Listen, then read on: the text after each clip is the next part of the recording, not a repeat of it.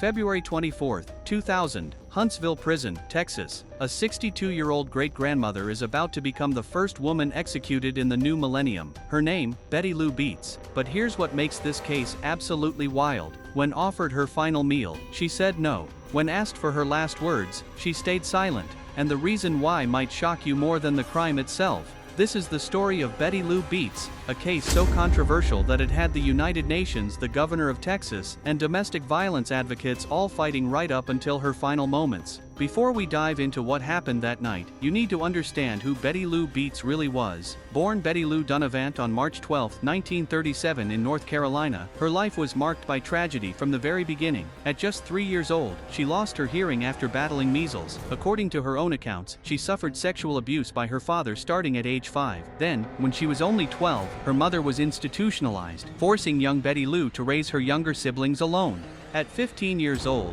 still a child herself, Betty Lou married her first husband, Robert Franklin Branson, and this is where a disturbing pattern began. She claimed the relationship turned abusive within the first year. After they separated, she attempted suicide, they reconciled, but eventually divorced in 1969 after 17 years of marriage. Now here's where things get dark. Betty Lou didn't just marry once or twice, she married 5 times, and according to prosecutors, at least 2 of those husbands ended up dead by her hand. Husband number 2 was Billy York Lane. In 1970, during a violent argument where Billy broke Betty Lou's nose, she shot him. She was charged with attempted murder, but the charges were dropped when Billy admitted he'd threatened her life first. He survived.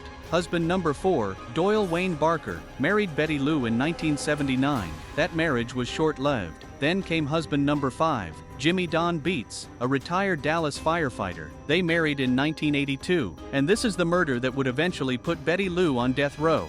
On August 6, 1983, Betty Lou reported her husband Jimmy Don missing from their mobile home near Cedar Creek Lake in Gun Barrel City, Texas. She claimed he'd gone fishing and never came back.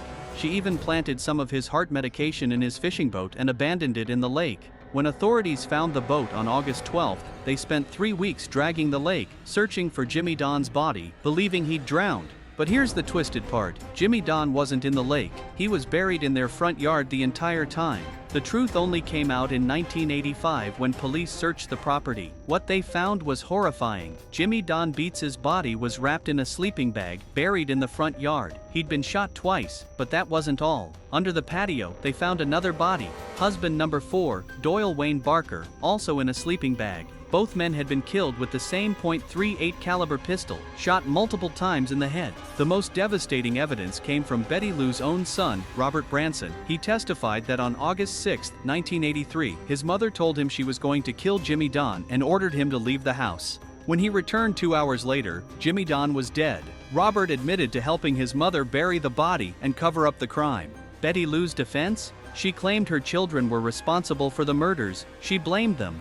But the jury didn't buy it. On October 11, 1985, she was found guilty. 3 days later, during the penalty phase, she was sentenced to death. But here's where this case gets really complicated. For 15 years, Betty Lou sat on death row, and her case became a lightning rod for controversy. Why? Because of what came out after her conviction. Supporters argued that Betty Lou was a battered woman who'd suffered horrific abuse throughout her entire life. They claimed that critical evidence of domestic violence was never presented to the jury. 2 United Nations human rights experts even wrote to Texas Governor George W. Bush, yes, the future president, urging him to spare her life, saying the jury never heard about the abuse and extreme violence she'd endured. Her trial attorney, that's a whole other scandal. E. Ray Andrews allegedly told people he was going to get rich from her case. He made Betty Lou sign over all movie and book rights to her story. According to witnesses, he regularly drank heavily before going to court. And get this, he later became a district attorney and was arrested by the FBI in 1994 for trying to solicit a $300,000 bribe to drop a death penalty case. He knew information that could have helped Betty Lou's defense, but testifying would have meant giving up his legal fees and those movie rights.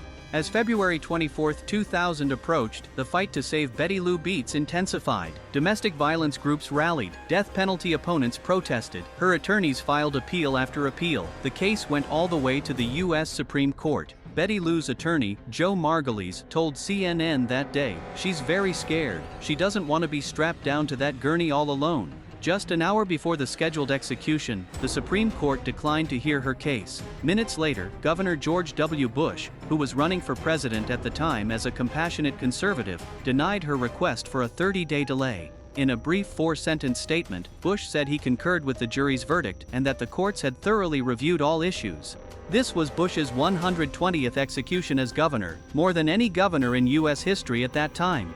At 6:18 p.m. Central Standard Time on February 24, 2000, Betty Lou Beets was executed by lethal injection at the Huntsville unit in Texas. She was 62 years old, the oldest woman executed in Texas since the death penalty was reinstated. And here's what makes her execution so haunting. When offered a final meal, she declined. When asked if she had any last words, she said no. Nothing. Complete silence. But witnesses described what happened next. As Betty Lou lay strapped to the gurney, she made no eye contact with Jimmy Don's family watching through the window, but she smiled at her attorney and pastor. She kept smiling as the lethal drugs began flowing. Then she coughed twice, gasped, and was gone. Betty Lou became the 4th woman executed in the United States since 1976, and only the 2nd woman executed in Texas since the Civil War. She was also the first woman executed in the 21st century. So why did Betty Lou Beets refuse both her final meal and her last statement? We can't know for certain, but here's what makes sense. She spent her final hours reading the Bible and meeting with her chaplain. Some believe her silence was a final act of dignity, a refusal to participate in a process she viewed as unjust. Others think she was simply too terrified to speak, as her attorney suggested. Shortly before her execution, Betty Lou told the Athens Daily Review, "This is not a capital case, it's about domestic violence. You don't kill the one that survives it." Betty Lou Beets' execution remains one of the most controversial in Texas history. Was she a cold-blooded black widow who killed for insurance money and pensions? Or was she a battered woman driven to violence after a lifetime of abuse? The truth is probably more complicated than either narrative.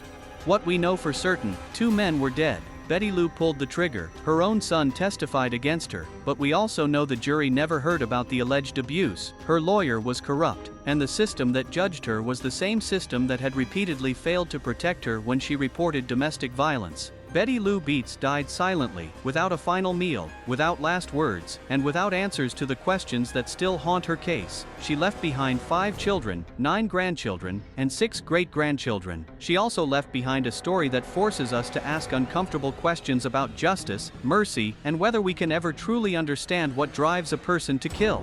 Today, her case is still cited in debates about the death penalty, domestic violence, and whether our justice system adequately considers the trauma experienced by abuse survivors. If this case made you think, hit that like button. If you want more true crime stories that go beyond the headlines, subscribe, and let me know in the comments. Do you think Betty Lou Beets deserved the death penalty, or should her history of abuse have mattered more?